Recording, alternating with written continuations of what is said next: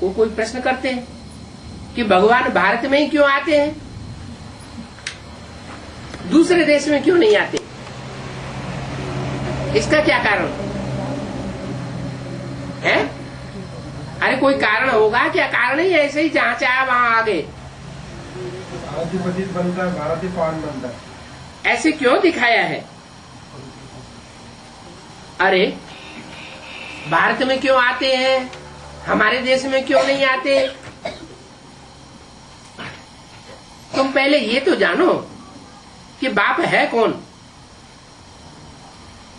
आते हैं कि बात बाद में?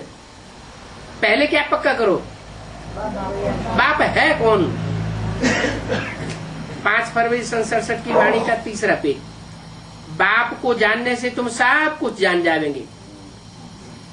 ये भी जान जाएंगे कि बाप भारत में क्यों आते हैं, विदेशों में क्यों नहीं आते। तो इसमें कौन सी जानने की बात है? जो बाप को जान जाने से हम जान जाएंगे, कोई तो बात होगी। क्या बात है?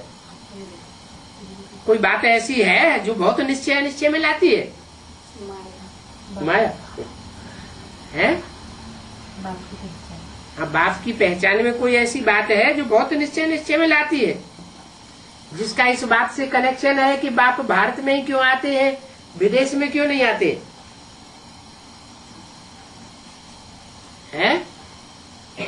कौन सी बात है?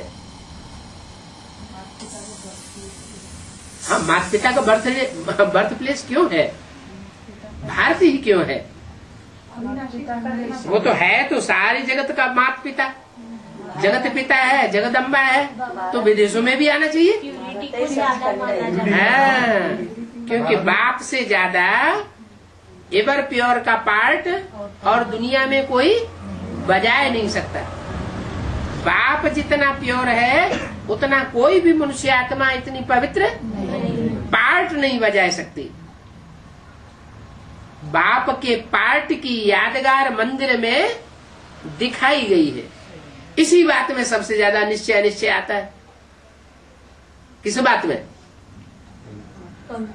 कि बाप जो बाप के रूप में आया हुआ है वो विषपाई क्यों दिखाया गया? उसको विष पीने वाला क्यों दिखाया गया है? बाप तो कहते हैं अमृत छोड़ विष काहे को खाए। सब पूरी गंदगी जब खाए तभी सबको पवित्र बनाए। गंदगी खाने वाला कौन है? गंदगी को सूखने वाला कौन है? वो है जो कभी भी गंदगी में जन्म नहीं लेता। कौन नहीं लेता? शिव सुप्रीम सोल कभी गंदगी में जन्म नहीं लेता। वो परकाया प्रवेश तो करता है लेकिन गर्भ से जन्म नहीं लेता। जो गर्भ से जन्म ही नहीं लेता वो अपवित्र कैसे बन जाएगा? तो वो जिसमें प्रवेश करता है उसमें प्रवेश करके ऐसा पार्ट बजाता है जिस पार्ट को मनुष्य मात्र जल्दी समझ नहीं पाते। मनुष्यों की तो बात ही छोड़ दो, तुम बच्चे भी शंकर के पार्ट को समझने में गलतियां कर देते हो। नंबरवार नहीं, नंबरवार होंगे तो कोई 100% भी होगा। शंकर का ऐसा वंडरफुल पार्ट है जो तुम बच्चे भी समझ न सको। जो सबसे बाप के बड़े समझदार बच्चे हैं वो ही नहीं समझ पाते, तो बाकी जो 500 करोड़ मनुष्य आत्मा है उनके समझने की तो बात ही नहीं।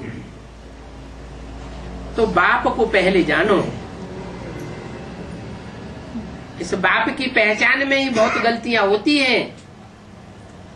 बाप को जब तक पूरा नहीं जाना है तो क्या होगा?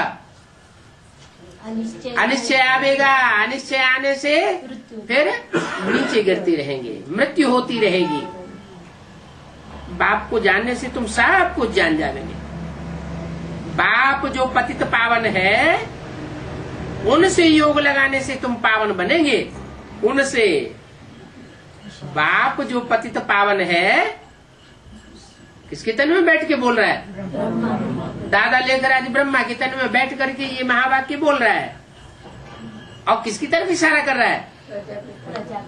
बाप जो पतित पावन है, उनसे योग लगाने से। उनसे कह के दूर क्यों कर दिया? इनसे क्यों नहीं कहा? ब्रह्मा की तरफ इशारा क्यों नहीं किया? क्योंकि ब्रह्मा के द्वारा पतित से पावन कोई बना ही नहीं। तो उनसे योग लगाने से तुम पतित से पावन बन जाएंगे। पहले पावन बनने की शिक्षा लो।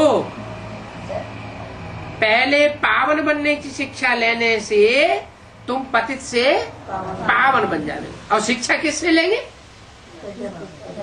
शिक्षा लेंगे बाप से। तो जो बाप है, टीचर है, सदगुरु का रूप है, वो रूप को पहचानना पड़े। उस पहचान में ही सबसे बड़ा घोटाला हो जाता है। माया बुद्धि में घोटाला डाल देती है।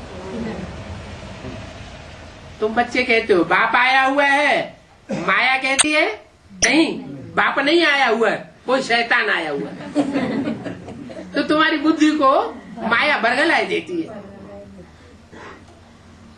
तुम जो यज्ञ के आदि के बड़े बच्चे हो, जो दोबारा ब्राह्मणत्व के संस्कार लेकर के इस यज्ञ में आए हो, पढ़ाई पढ़ रहे हो, लास्ट सो फास्ट जाने वाले हो, तुम्हारी बुद्धि में ही जब ये निश्चय अनिश्चय का चक्र चलता रहता है, तो और दुनिया की बुद्धि में तो कितना बड़ा घोटाला चलेगा, इतना बड़ा युद्ध चलेगा, ये सारी दुनिया में बड़े से बड़ा रिवॉल्यूशन हो जाएगा। क्या? बाप की पहचान का। इस रिवॉल्यूशन का गायन किन रूपों में है? ये रिवॉल्यूशन का गायन है राम रावण का युद्ध, देवासुर संग्राम, महाभारी महाभारत गृह युद्ध। ये सब कहाँ की यादगार है? संगम युग की। तुम मुट्ठी भर बच्चे कहते हो बाप आया हुआ है, लेकिन माया तुम्हारी बुद्धि को भी बरगला लेगी। ओम शांति।